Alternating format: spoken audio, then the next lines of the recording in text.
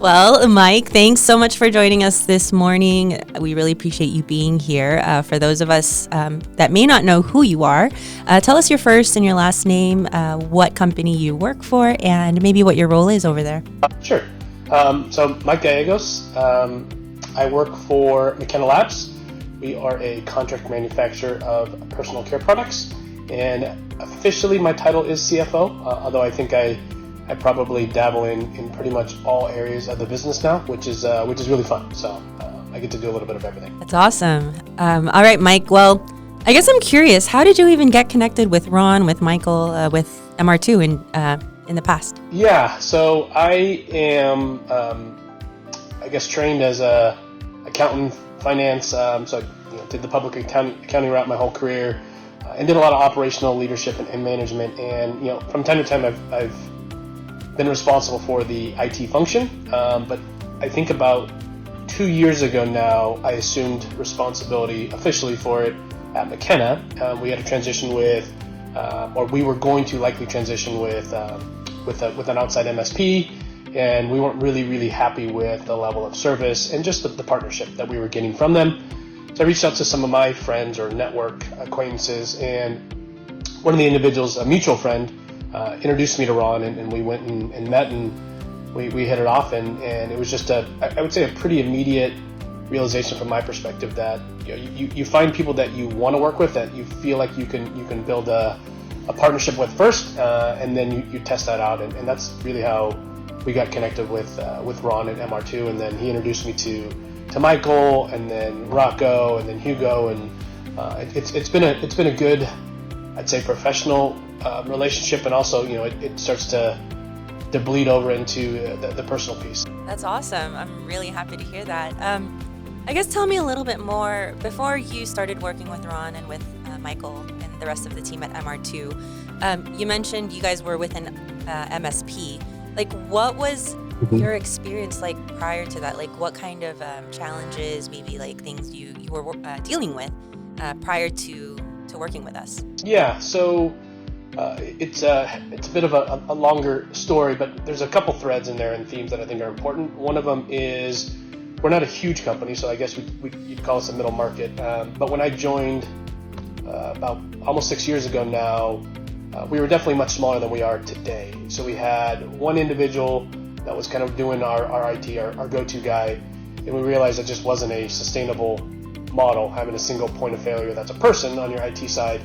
So the individual at the time who was running IT internally here at McKenna found an outsourced MSP. We brought them in, and they had, with that agreement, an individual that came on site and helped us part-time, and that evolved to where we ended up working more closely with the on-site individual.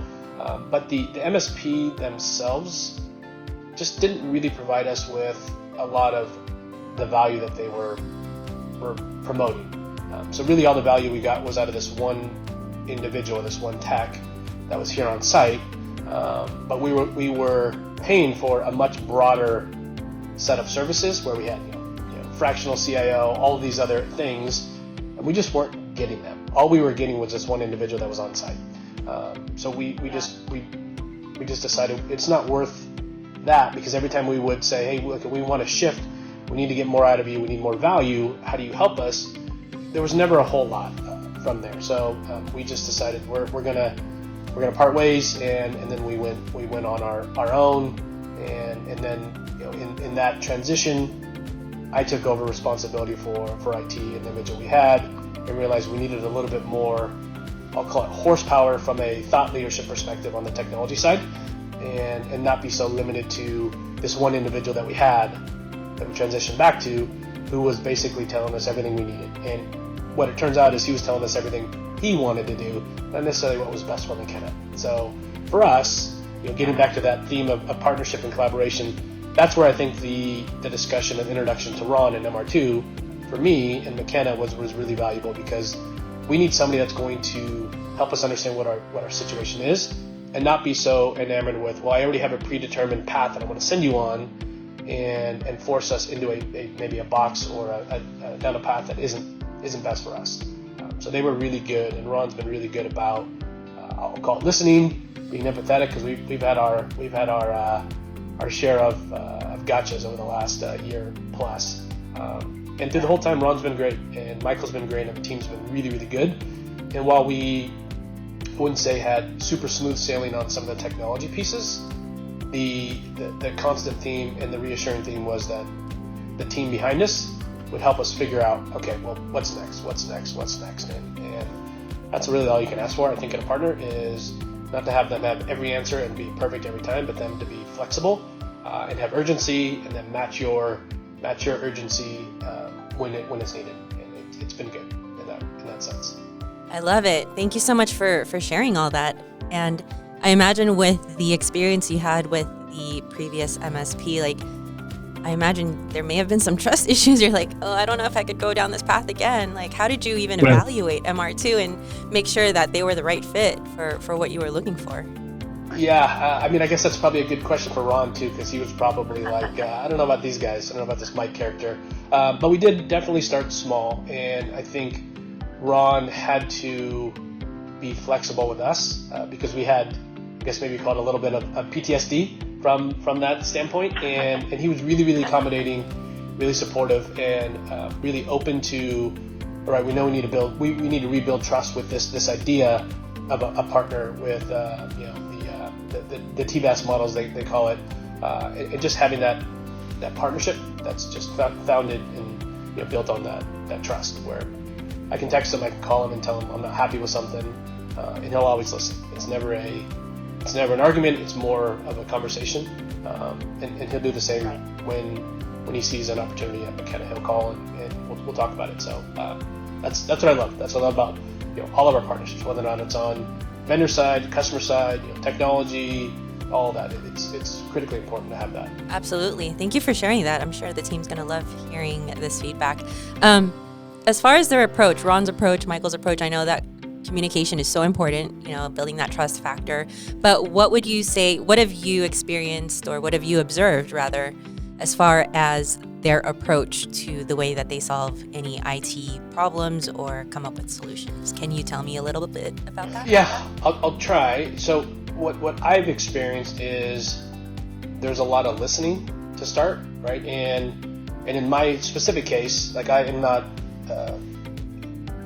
a technology whiz, so a lot of the stuff that I'll say is more remedial in nature from a technology standpoint, but they can understand and decipher and kind of peel back those comments into more meaningful understandings from a technology standpoint, and then that helps them suggest paths for us.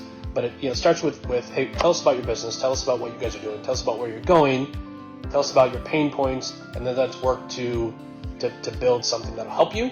And the one thing that I love about Ron, and I think he's trying to impart this with everybody on his team, is this idea of trying to push things to be better. How do you make it better? How do you figure out what's next? And having this enthusiasm about it, and how does the technology become more of a value add versus just a service element? And Ron's really good about suggesting those things or even asking.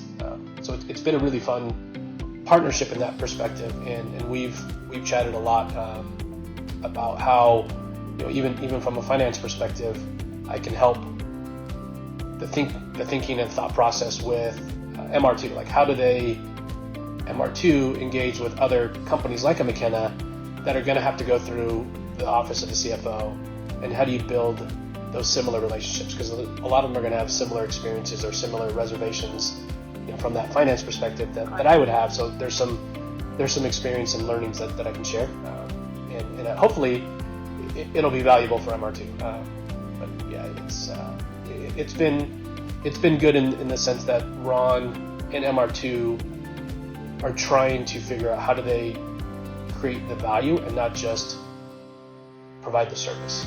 I'm sure that there's a lot of value that they've brought to you as the CFO. What about the rest of your team? Like, how do they see MR2, and how has this affected maybe the relationship between, the folks on your team versus like the way that we work with you guys? Yeah.